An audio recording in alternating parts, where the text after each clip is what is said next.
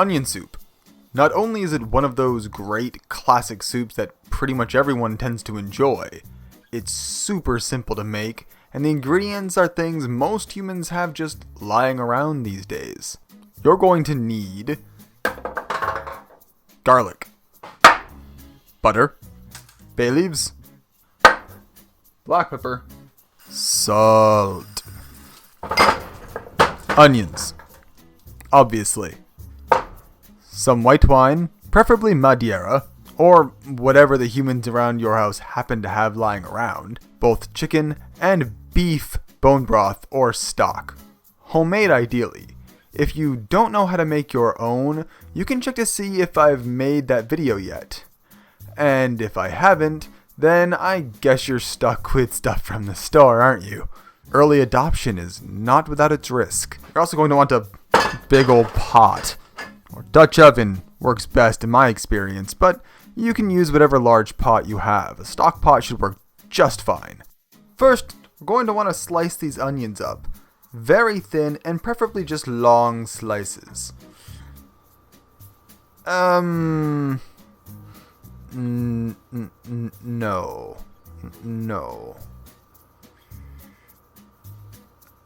I think this is what we need. It's good things godlings don't cry, otherwise there might be problems here.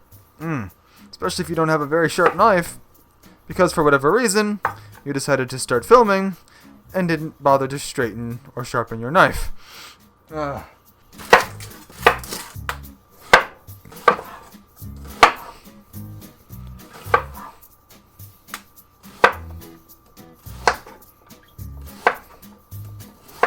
And then the garlic.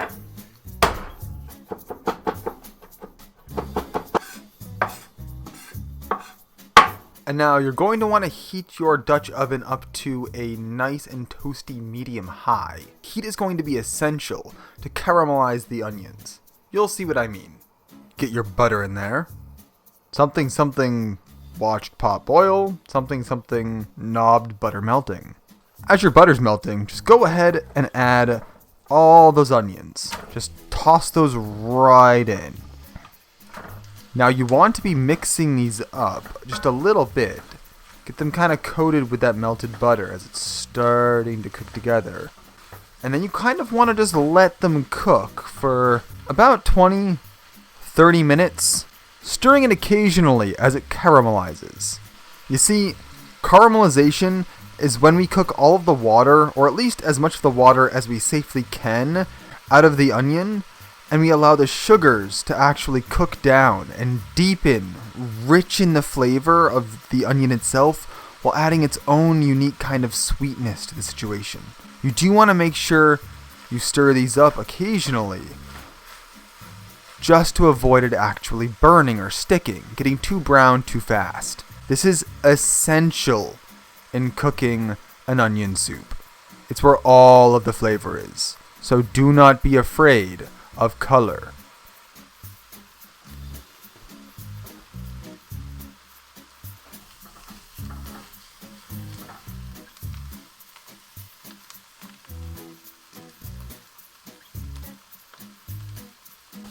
You kind of get why it's called caramelization now, right? So once you've got your onions good and caramelized like this, nice rich brown color, you want to then add the garlic. Mix that in and cook it a little longer, about 3 minutes, not very long. You just want to let the garlic cook a little bit and relax its flavor just slightly, so that in the next process it'll be soft enough to not have chunks of raw garlic in your mouth as you eat your soup. Once that garlic is cooked down, you want to add just a little of the wine and just use that to deglaze the pan.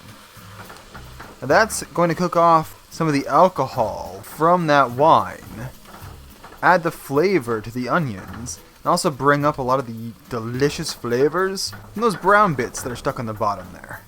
Scrape everything up as good as you can. You will want to let that cook for about 5-ish minutes, not much longer, because you don't want to let things cook down much farther than they already have. Add the beef broth, and the chicken broth. Then add about the same amount of wine as you used to deglaze the pan earlier.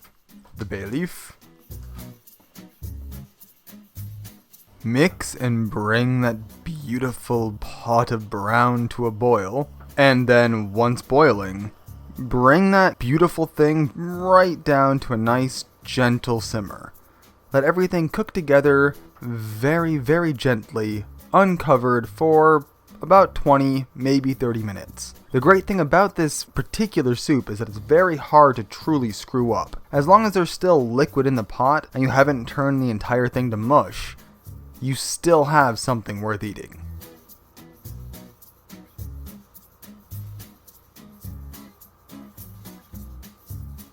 Then, once you've fished out the bay leaves, where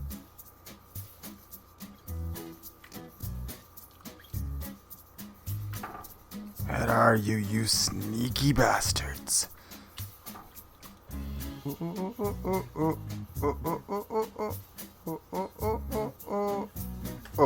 A healthy pinch of salt. And an almost absurdly generous amount of freshly cracked black pepper. You honestly, you really can't do enough. Not literally, of course. Don't be insane. Don't blame a godling if you humans ruin your own soup by being too literal. And there you have it. A delicious onion soup.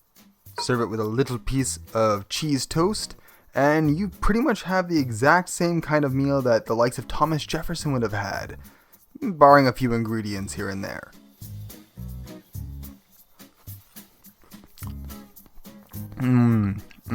Yes, that is amazing. Try that out for yourself. Serve that to some other humans you like. Or frankly, keep the whole thing. Because this is so good you could just take the pot and walk away with that. That's what I might do. This is for the human. I'm going to go ahead, take my serving, and hope that you all don't get too lost trying to make this delicious, delicious soup. Until next time, enjoy.